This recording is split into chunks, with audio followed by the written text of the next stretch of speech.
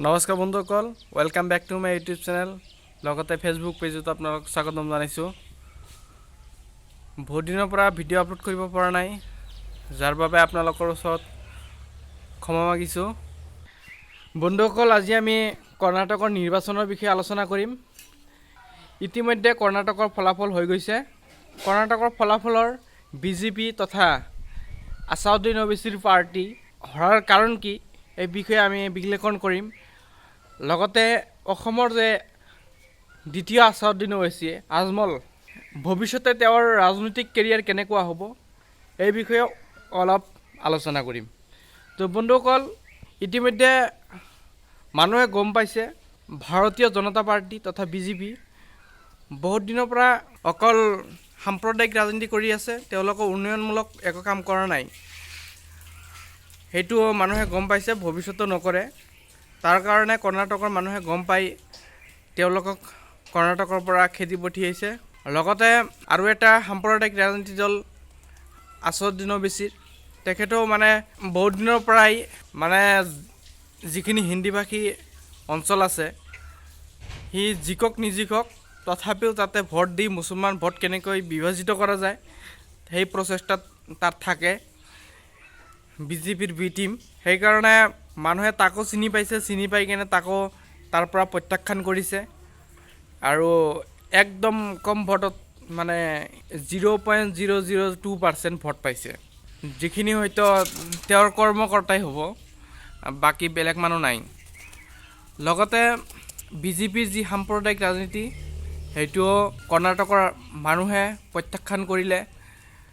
কৰ্ণাটকৰ মানুহে ইতিমধ্যে BJPৰ কাৰ্যকাল দেখিলে তেওঁলোকে অকল ধৰ্মৰ নামত লাভ জিহাদ, হিজাব ইত্যাদি বিতৰ্ক বিভিন্ন ধৰণৰ প্ৰসংগ লৈ, ধৰ্মীয় অনুভূতি লৈ তেওঁলোকে নিৰ্বাচনৰ ইছ্যু বনায়। তেওঁলোকে ক'ব নোৱাৰিব যে আমি এটা ভাল স্কিম দিছোঁ, ভাল এটা চৰকাৰী উদ্যোগ বনাইছোঁ, মানুহক নিবনুৱা কেনেকৈ নিৰ্মূল কৰিব পাৰি সেই প্ৰচেষ্টা লৈছোঁ।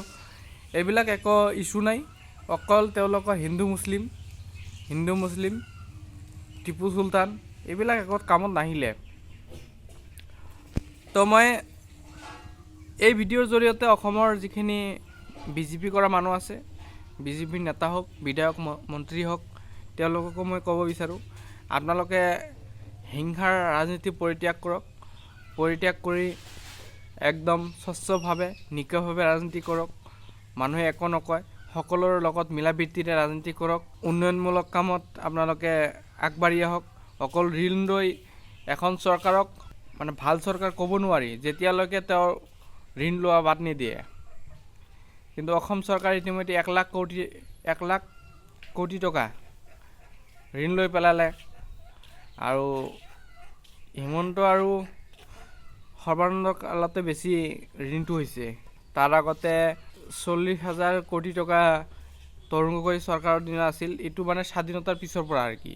তো বন্ধুসকল, অকল ঋণ লৈ চৰকাৰ চলালে নহ'ব, ঋণটো কেনেকৈ নিৰ্মূল কৰিব পাৰি সেই প্ৰচেষ্টা ল'ব লাগিব। কাৰণ অসমৰ যিটো BJP চৰকাৰ আছে, হিমন্ত বিশ্ব শৰ্মা চৰকাৰ, তেওঁলোকে অকল ঋণৰ কথাকে বুজি পায়। তেওঁলোকে প্ৰচেষ্টা নলয় যে আমি ইয়াত উদ্যোগ এখন প্ৰতিষ্ঠা কৰিম, উদ্যোগ এখন প্ৰতিষ্ঠা কৰি সেইখিনি যাতে মানুহৰ ভাল হয় সেই প্ৰচেষ্টা ল'ব লাগে। টুৰিজিমৰ ক্ষেত্ৰত আগবাঢ়ি আহিব লাগে, টুৰিজিমখিনি প্ৰমোট কৰিব লাগে। অসমত ভাল ভাল ঠাই আছে, এইবিলাক প্ৰমোট কৰিব লাগে। আৰু এতিয়াও কৰ্ণাটকৰ প্ৰসংগ লৈ, তো বন্ধুসকল, আপোনালোকে জানে কৰ্ণাটকৰ ৰাজনীতিত বেলেগ এটা ধৰণৰ তেওঁলোকে চিটুৱেশ্যন ক্ৰিয়েট কৰিব খুজিছিল, যাৰ কাৰণে দ্য কেৰেলা ষ্টৰী বুলি এখন চিনেমা ওলালে, কিন্তু সেইটো কামত নাহিল। আৰু সেই চিনেমালৈ মই নেক্সটত, যিহেতু মই চিনেমাখন চোৱা নাই, চিনেমাখনৰ এটা ৰিভিউ বনাম। চিনেমাখন চাই আপোনালোকে নিশ্চয় চাব।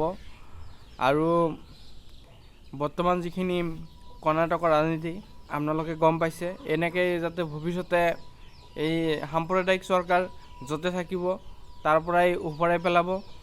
এতিয়া আকৌ নেক্সটত মধ্যপ্ৰদেশ, তাতো ইলেকশ্যন আছে।